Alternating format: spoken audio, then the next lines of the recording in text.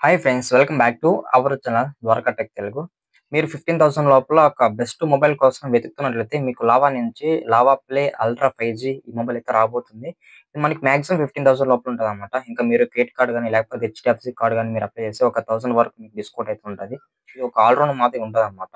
అంటే అంటే మనం గేమింగ్ పర్పస్ కానీ, డే టు డే యూజింగ్‌కి ఇంకా చూడైతే నార్మల్ యూజర్‌కి ఈ టైప్ ఆఫ్ కేటగరీకి మనకి ఈ మొబైల్ కొంచెం బెటర్‌గా సూటబుల్ అవుతదని చెప్పొచ్చు. ఇంకా లావా అంటే తెలిసింది కదా! ఇంత అనంగానే మన ఇండియా బ్రాండ్ అని చెప్పొచ్చు. ఫస్ట్ టైమ్ అనుకుంటా లావాలో ఇలాంటి మొబైల్ అయితే లాంచ్ అవ్వడము చాలా బాగుంది. ఫస్ట్ టైమ్ ఇంప్రెస్ అయిందేమంటే డిజైన్ అని చెప్పొచ్చు. లావా ఇంతవరకు ఇలాంటి డిజైన్ అయితే రాలేదు. మనకి లావా హోమ్ సర్వీస్ చేస్తదని చెప్పొచ్చు.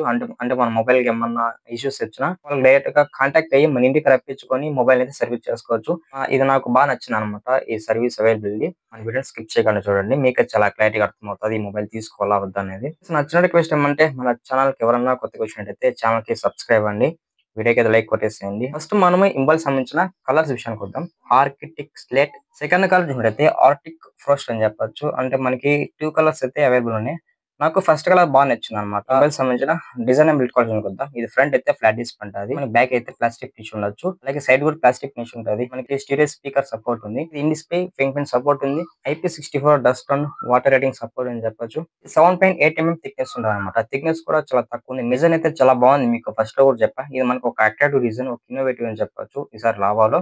ఇక డిస్ప్లే విషయానికి వద్దాం. 6.67 ఇంచెస్ ఫ్లాట్ AMOLED డిస్ప్లే మీద రాబోతుంది. 120 హెర్ట్జ్ వరకు రిఫ్రెష్ రేట్ సపోర్ట్ చేస్తుందని చెప్తున్నారు. అలాగే మనకి 1000 నిట్స్ వరకు పీక్ బ్రైట్‌నెస్ సపోర్ట్ చేస్తుంది.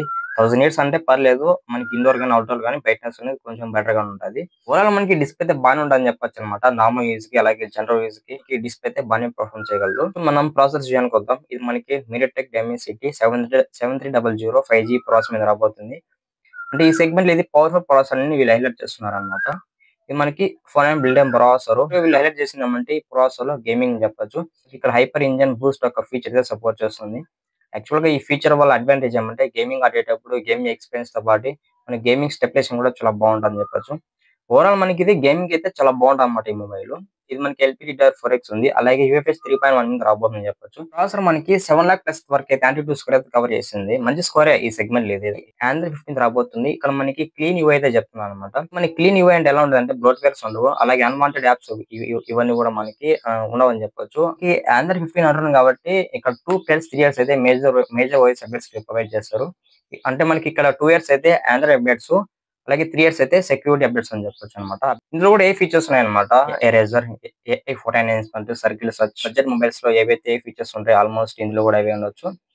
నెక్స్ట్ మనం మరలకొస్తుంది కెమెరా. ఇది మనకి డ్యూయల్ కెమెరా సెటప్ ఉంది. ఒక ఫ్లాష్ ఉంది. కెమెరా డిజైన్ అయితే చాలా ఇంప్రెస్ అయ్యాను చెప్పొచ్చు కెమెరా డిజైన్‌కి.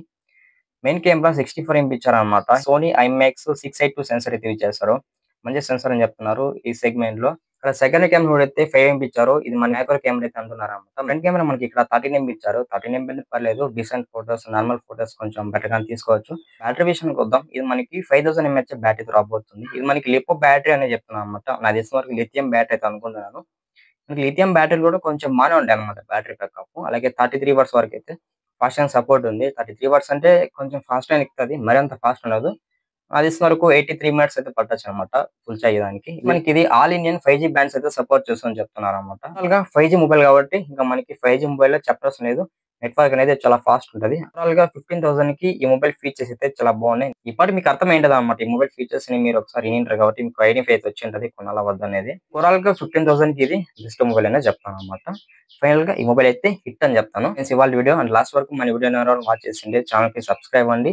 వీడియోకైతే లైక్ కొట్టేసేయండి.